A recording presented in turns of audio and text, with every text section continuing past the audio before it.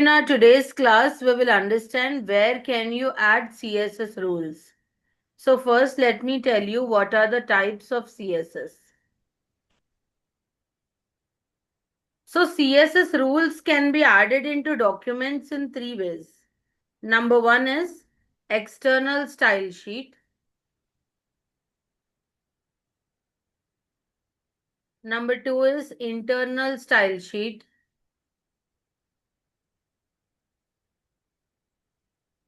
Number three is inline style sheet. So first, let us understand about external style sheet.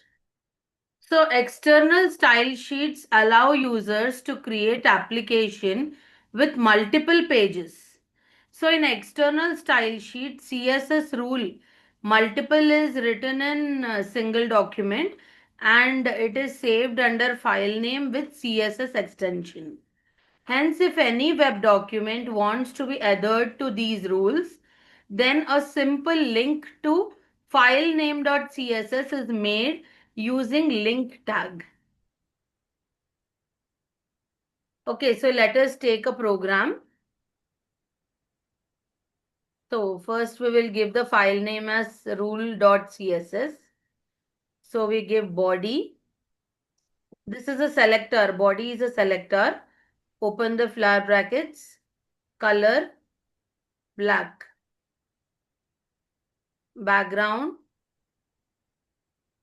So color is the property, black is the value.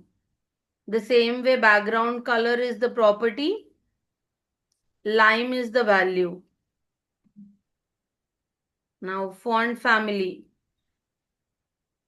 Font family is sans serif.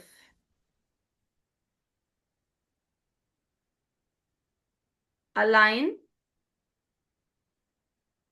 center. Next H1 heading. Font size 20 points. H2. Background color orange. Border width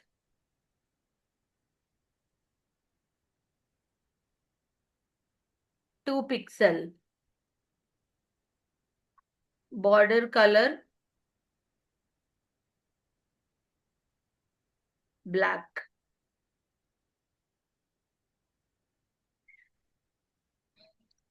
Then next H3. Font weight. Font weight is italic. Color black. Padding 2 pixel. Then H4. Padding 5 pixel. So moving on to H1 to H4, the font size decreases. So this was the file name. And now we are going to write a simple link.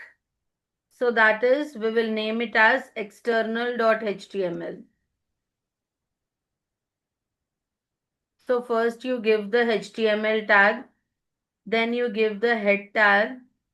Within the head tag, we give the title tag, and the title is external style sheet example.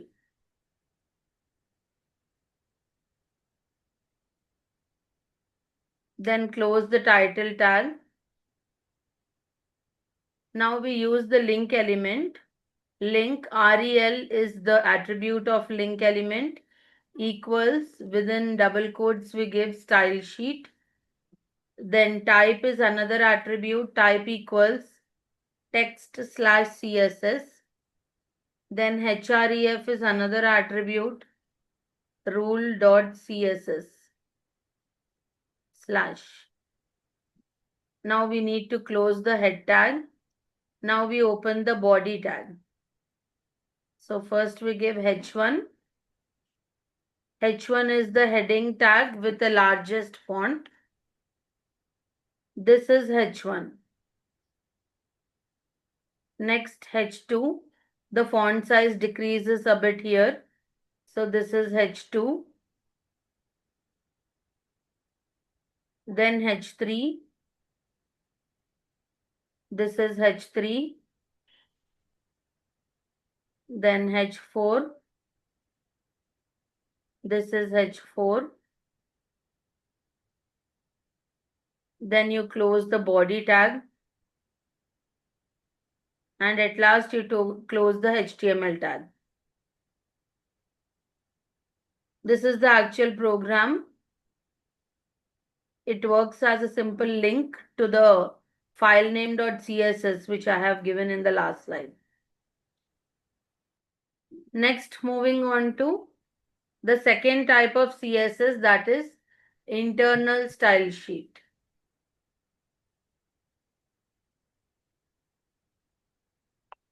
So in internal style sheets, which is also called as embedded style sheet.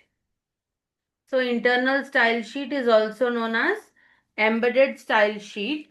So in this internal style sheet, the properties which are the properties depending on the requirement are declared in the head section of HTML code along with their selectors. Whereas the elements are declared in body region of HTML code along with the selectors. So while displaying the output, the browser considers the selectors declared in body region of the code and accordingly searches for their equivalent selector in head region and applies the effect as required. So let us see the program.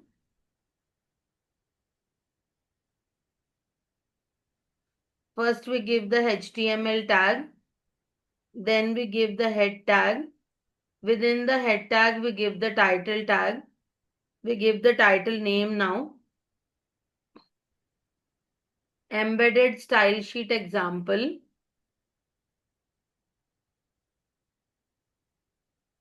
/ title. Now style type equals text / CSS. Then within this, so all the properties are declared in this head tag along with their selectors. So first we give H1. H1 is the selector. Font family sans serif. Color green.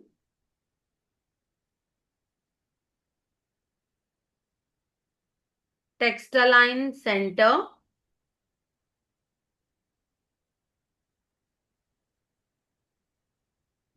Font size 30 point.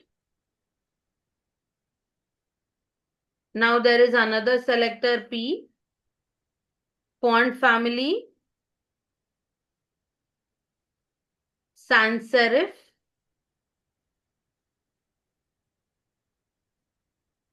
Text align left.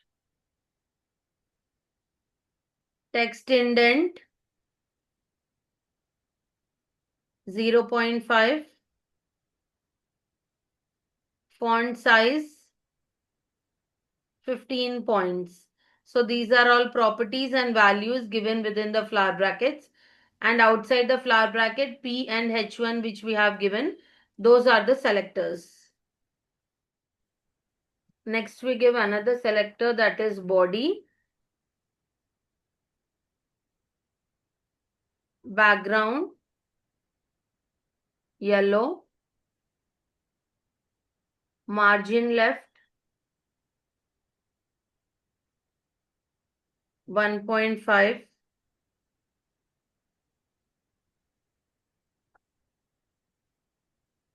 Margin right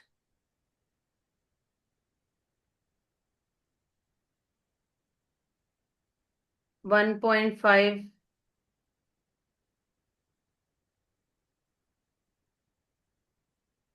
Now you close the style tag and then close the head tag. Now we open the body tag. Now within the body tag, all the elements are declared along with their selectors. So first we give the body tag. Welcome to CSS.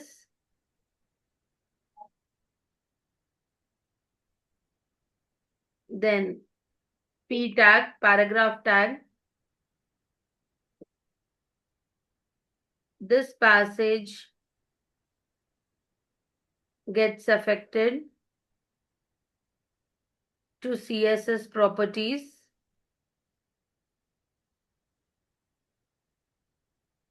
ascertained to P selector in head region.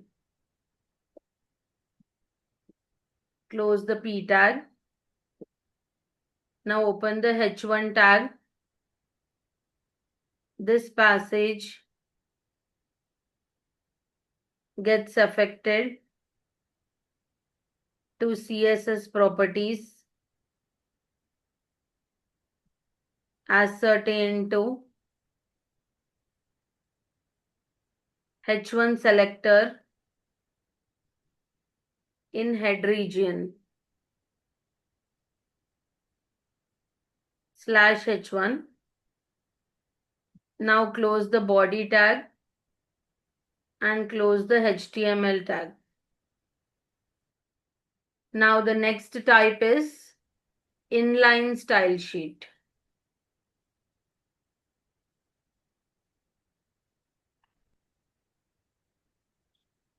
So in inline style sheets, the configuration of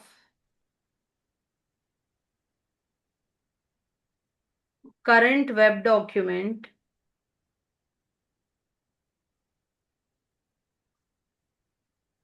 with respect to CSS is declared in the body region of HTML code.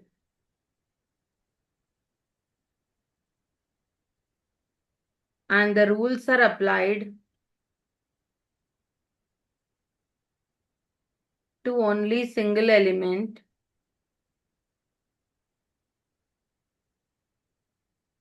where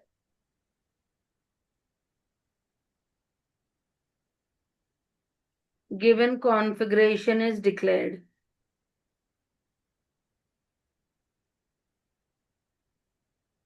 Moreover,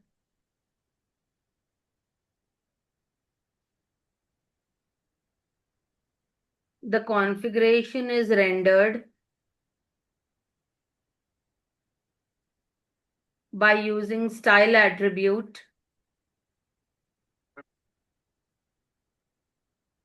as an attribute of selector.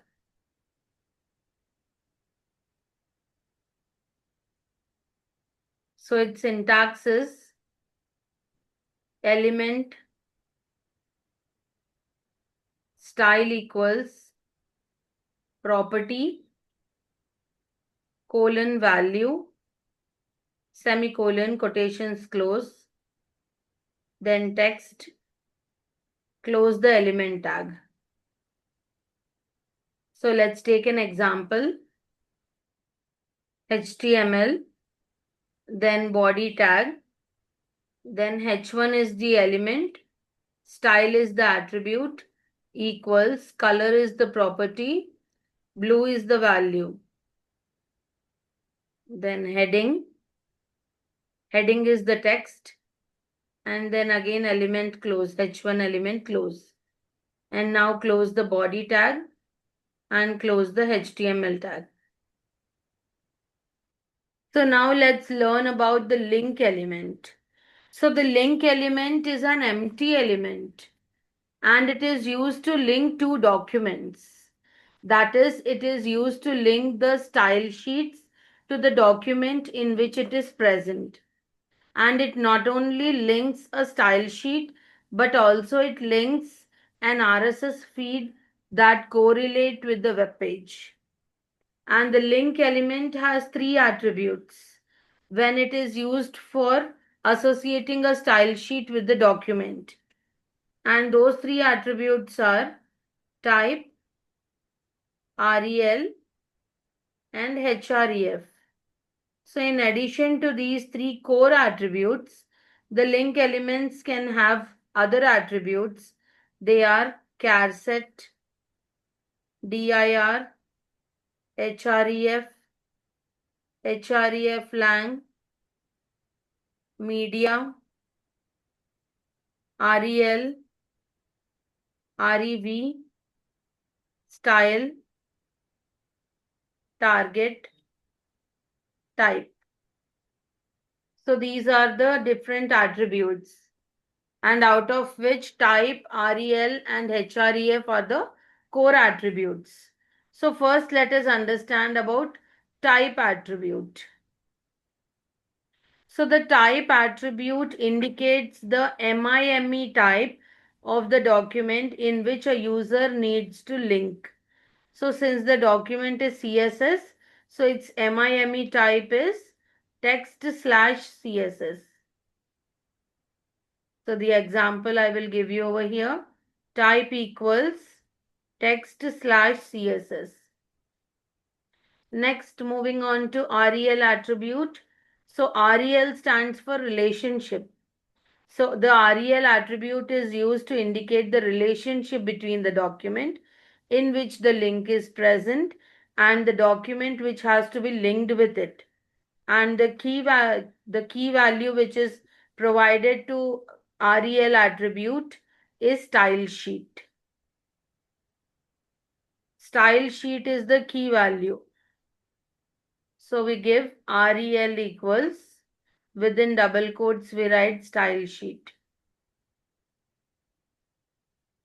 Then moving on to href attribute.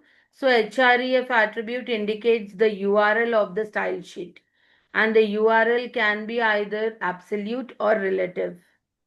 So I will give you an example. Href equals quotations open // style sheets